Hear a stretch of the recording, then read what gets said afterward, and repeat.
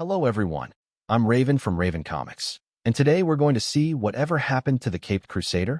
I had previously uploaded it in parts, but it's a somewhat confusing story, so here you have the full version. Whatever Happened to the Caped Crusader is a story by DC Comics written by Neil Gaiman, in which Batman attends his own funeral and witnesses different versions of how he might have died, told by both friends and enemies. Through these surreal stories, it's revealed that more than a literal death, it's a reflection on his legacy. Batman will always fight, no matter the form or the end. Hello everyone, I'm Raven from Raven Comics, and today we'll dive into whatever happened to the Caped Crusader, where all of Gotham's villains gather to honor their greatest enemy, Batman. We begin in Gotham City. Someone asks where they are. Another person replies, "Here, in Gotham.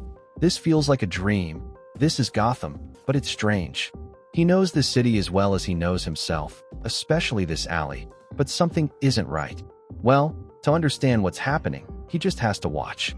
In the alley, a car passes by, surrounded by many cats.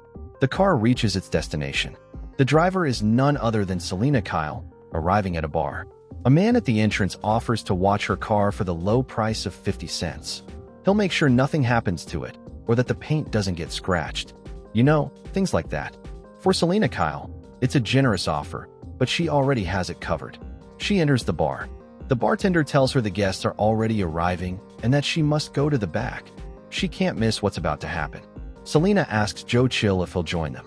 Joe says someone has to stay outside to direct people where to go. A while ago, Selina thought she had heard Joe Chill was dead. He tells her he was here at the beginning of everything, and obviously he wouldn't miss the end. The man we saw at the beginning, who questioned whether this was Gotham, still feels something is wrong. That man was Joe Chill, and he was right. He was supposed to be dead. Selina walks down a hallway until she reaches a room where several people are at a wake. Alfred greets her and tells her she'll be seated on the left side. If she's hungry, she can help herself to whatever she wants to eat. Alfred asks her if she'd like to see him one last time. Selina says she'd rather not. It would probably make her cry. Alfred tells her the deceased always thought highly of her. Once, he even told him that if things had been different, maybe the two of them would have ended up together. For Selina, things indeed turned out very different until now. The deceased is none other than Batman. He wonders what's going on, why he's in this situation. More guests are arriving. This time, it's Two-Face. The kid at the entrance offers him the same deal he gave Selina to watch his car. Harvey offers something better. He'll flip a coin. Heads, he watches the car and gives the kid $1. Tails, he shoots him and leaves the body in the car so people will leave it alone. Luck seems to be on the boy's side. Harvey gives him $1. Gordon always knew things would end this way, that one day someone would ask him what happened to the Caped Crusader. Gordon would say, "Much more than you expected. He's dead." Only he never thought that day would be today. Alfred greets him. They've placed his seat up front, on the right side of the aisle. The Riddler has also arrived, shocked, asking, "What's black, gray, and dead all over? This shouldn't have happened, not like this." Everyone knows it's not supposed to be this way. They set up a death trap. He pulls something from his belt and escapes. Same bat time, same bat channel.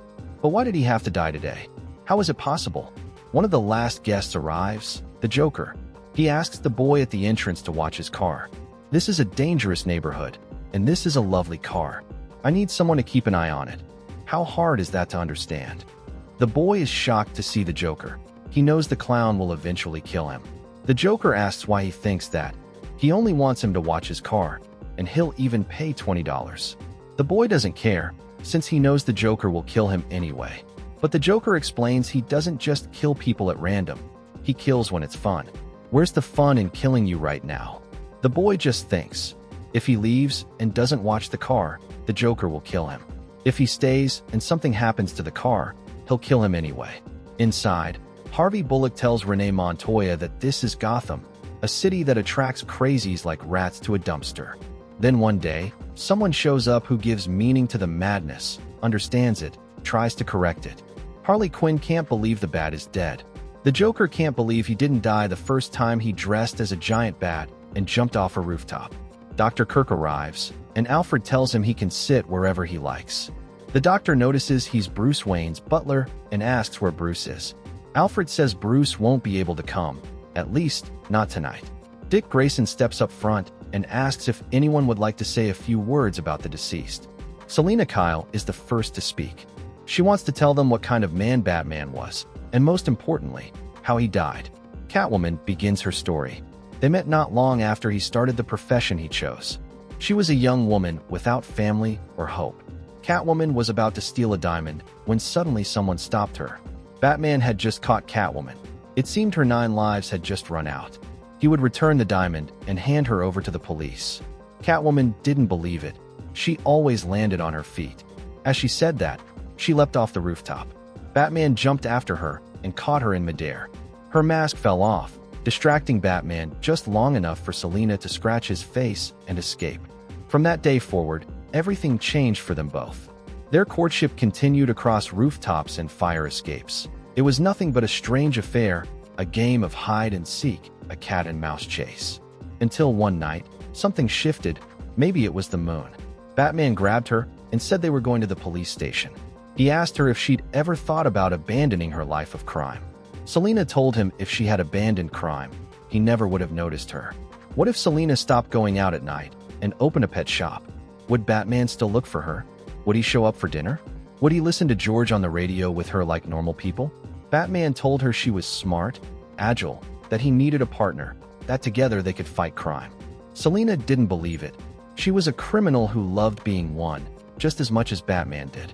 If he wanted to enforce the law, he would be a policeman, not a man in a mask standing on rooftops. Batman believes in the law, in right and wrong. That doesn't change. Selina doesn't even know his real name. But this is a leap year, and they have to get married. Catwoman understands. Batman is married to Gotham City. He will always try to stop criminals, even if it kills him. Selina doesn't want to be his partner, not in that way, so she makes him a counteroffer. What if she cleans up the city? Will Batman take off the mask and hang up the cape? The Bat tells her that won't happen. Selina tells him her parents were also murdered. He's not alone. With those words, she leaves. For a while, Selina tried to set things right in Gotham. She supposed it was impulse-driven, but for a moment she managed to stop several criminals. She even confronted the Penguin to warn him. Cats eat birds. He must leave the city and never return. That went on for some time until Batman put a stop to her. She couldn't keep administering her own version of justice. Selina asked him if he thought he could do it any better. She was doing a cleaner job in the city than Batman ever had. But perhaps caring about him didn't matter. It was a long time before she saw him again. She stopped fighting crime, stopped being a criminal herself. She opened that pet shop she had always talked about, breeding Persian cats and selling them to the high society witches, finding homes for strays. Meanwhile, Batman kept waging war on crime his own way. She expected one day to read about his downfall, but it seemed he too had 9 lives. A boy joined him, and Selina thought that meant her story with him was over. One evening, after finishing her day at the pet shop, Selina was outside when suddenly Batman arrived asking for help. He had gotten careless. A boy in an alley had shot him. Batman collapsed. Later we see him inside the shop, tied up. Selina tells him he's lost too much blood. Batman doesn't understand why she tied him up. He came there because it was close and he trusted her. Selina tells him he came because he loves her, and she will let him die because she loves him. Batman begs her to take him to a hospital before it's too late. For Selina, it had always been too late. Batman died. She thought she was putting an end to everything, but she didn't. He came here, and that was all. For Bruce Wayne, this story felt somewhat familiar, but that was the death of Robin Hood, not his own. Alfred would be the one to take the liberty of telling his story. He thought perhaps he could speak of the dear departed. Alfred, when young, was an actor. In the last days of the traveling stage companies, he enjoyed. No, he needed. The makeup, the audiences, the costumes, disguises, and applause. Then his father wrote to him, saying he had been diagnosed with cancer. It was time for Alfred to return to the family, time to look after the Waynes. By the time the train reached Gotham, his father was already dead. He loved watching Mrs. Wayne play with little Bruce. It seemed that if happiness existed, those two had found it. They became his family, and Alfred was happy with them, learning the gentleman's part of being a gentleman. Then everything went wrong one night in an alley. Mr. Wayne was in shock for a time, barely speaking for months. Then he dedicated himself to physical perfection and to learning. The years passed. Alfred was there the first time Bruce went out on a motorcycle as an unmasked vigilante. He found him after he fell and tended to his wounds. Then Bruce started dressing as a bat. Alfred admitted that dressing as a giant bat to fight crime wasn't normal, but doing it made him happier than he had ever been. Sometimes he even smiled, but the smile began to fade. He kept going out at night. Sometimes he found criminals and stopped them, but most of the time he didn't. He was drifting away from the world, swallowed by a darker mood. To make Batman happy again, Alfred came up with the idea of creating a new villain. The riddles, that was Alfred's idea. He asked a friend of his in the city to bring the Riddler to life. That sparked something new in Bruce. And whenever things grew dark again, Alfred would call his friends and ask them to help out for a while, until one day, that wasn't enough. What Master Bruce needed was a Moby Dick for a Captain Ahab. So Alfred did what had to be done. White makeup, red lipstick, a purple suit, a large wig. Nothing happened until he put on a huge smile. That's when the Joker was born. Those were glorious days. Master Bruce came out of his shell. They played the game once or twice a month, enough to keep him interested, awake, alive. But nothing lasts forever. Even in his madness, Bruce was an extraordinary detective. Eventually, Bruce discovered the truth. He asked Alfred to stop lying to him. Alfred was the Joker. He had always been the Joker. But why? Alfred told him it was because Bruce needed him. He saw how the Joker committed crimes, so he went out to the streets to prevent them. Bruce thought it was all just one big joke. Alfred wouldn't put it that way. Perhaps it would be better to let it end now. All of these criminals were nothing but lies anyway, so Bruce should stop being the Bat. Nobody needed him. Bruce told him Batman doesn't quit like that. He's not someone who falls and lets himself die. Alfred didn't believe Batman could ever truly fall and die. Bruce opened the windows. The bat signal was calling. Batman was needed. Whether Alfred played his jokes or not, Batman was always needed. The Bat arrived at the crime scene. The Riddler had hostages. The children had been asking for Batman. He told them there was no Riddler, only a nightclub actor named Eddie Nash, who had once been a good performer. Batman stood before him and said the game was over. Eddie declared he was the Riddler now. Eddie was gone. Batman asked him to hand over the gun. Eddie began with a riddle. What dresses in green, bears a large black question mark on his chest, and is about to kill Batman right now? Batman asked him to lower the weapon, but the Riddler shot him, ending his life in that moment. Eddie Nash was taken to the asylum. The real one, not Arkham. Alfred brought Master Bruce to this place. For Batman, this couldn't be possible. Alfred couldn't have been the Joker. He couldn't see the Joker sitting right there in that room. But if that wasn't what happened, then what was the truth? Bruce is the world's greatest detective. He'll have to find out. I am present. I seem to be present at my own funeral. Everyone here is telling stories about me. Poison Ivy, Commissioner Gordon, all of them. Each one tells stories of different lives, of different deaths. It feels like a dream, but it doesn't seem to be a dream. I don't know what this is. And if you're wondering, I'm not insane. There is someone here with me, a woman I cannot see. It's as if she is standing beside me, or around me, speaking to me. She tells me I am not dead, but I'm not sure I believe her. We begin at Batman's funeral. Everyone tells their own version of events. Elizabeth Kane told him there was nothing he could do. The situation was complicated. If he let go of the lever, the bomb would explode instantly. If he didn't, it would explode in 1 minute, taking half the city with it. There was nothing he could do. But that is something Batman does not believe. There is always something that can be done. Batman clutched the bomb tightly, as if holding a child, refusing to let go of the lever, diving into Gotham's harbor. As Batman said, there's always something to do. Once Batman plunged into the water, the bomb exploded, and he managed to protect the city, dying in the process as a hero. Then comes the Mad Hatter's version. He told Batman he couldn't keep fighting, that the villains had already won. Batman stared at him with those intense white eyes and said he never gives up. This isn't over. It's never over. That was the last thing he told him.